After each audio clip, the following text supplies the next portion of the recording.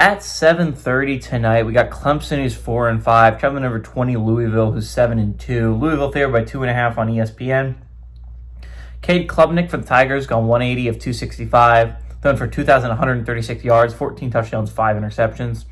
Adam Randall had 116 carries for 570 yards and 6 touchdowns, and Bryant Westco Jr. had 31 catches for 537 yards and 6 touchdowns.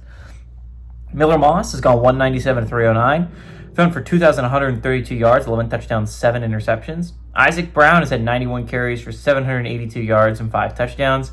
And Chris Bell has had 62 catches for 792 yards and 6 touchdowns.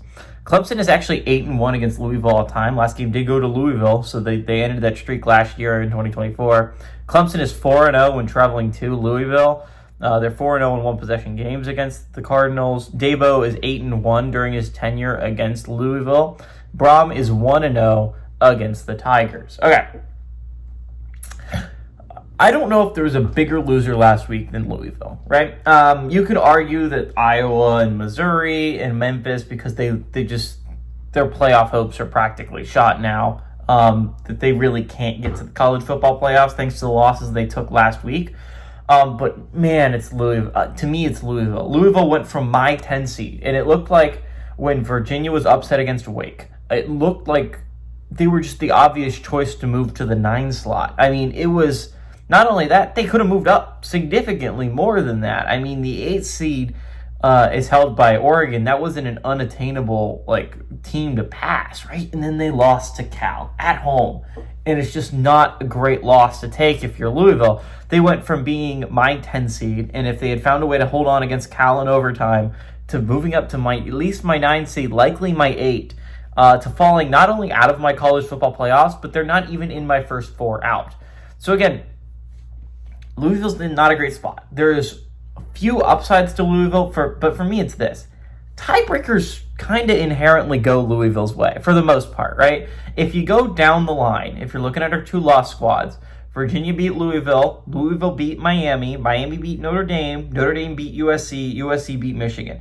Theoretically speaking, Louisville should be very high near the top of where these tiebreakers could play out. But the problem is, the teams that are in front of them in the first 4 out, they're not involved in this tiebreaker situation. You got Utah, who's separated from really everyone, and only 2 losses come against 2 very good football teams. You got Texas, who, again, kind of has their own kind of trail thing going on in the SEC, where they have tiebreakers over Oklahoma and Vanderbilt. But, again, if you're Louisville, you're going to need to get lucky. I think there's at least somewhat of a chance that ACC can get 2 people in. I think that's still a resistant possibility. Hell, in my college football playoffs, after last week, I still have 2 ACC teams in the college football playoffs. So I don't think it's impossible, and Louisville's going to have to get lucky. Obviously, the first 4 out that I just mentioned in front of them's got to lose. You're going to need at least one team that ahead of you to lose, and you're going to have to win out if you're Louisville. Clemson's a team that's been playing more solidly as of late. Honestly, is a team that has lost a lot of heartbreakers this year. I think a lot of people are going to look at that 4-5 record, and that's not up to Clemson standards. I do not disagree. But if you look at their losses, right, they had the close loss against LSU to start the year. They have a close loss against Georgia Tech. They have a close loss against Duke. That's at least 3 games that easily could have gone Clemson's way. And I think we're talking about this team a lot differently if those 3 games go Clemson's way. And yes, the Syracuse loss was very bad. But I think, honestly, this isn't an awful Clemson team. This is a Louisville team a little bit in a slump. I picked the Louisville Cardinals to make the playoffs. I still think that is a possibility for this Cardinals team, but you got to lock in and you got to get lucky ahead of you. But this Tigers team, they need this win, really. A win here would go a long way towards their hope of going bowling. A loss here would mean you have to win out if you're the Tigers.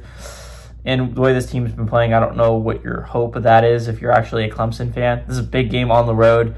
I think Dabo finds a way to do it. He has historically owned Louisville. I think that continues here. Give me the Tigers to upset the Cardinals on the road.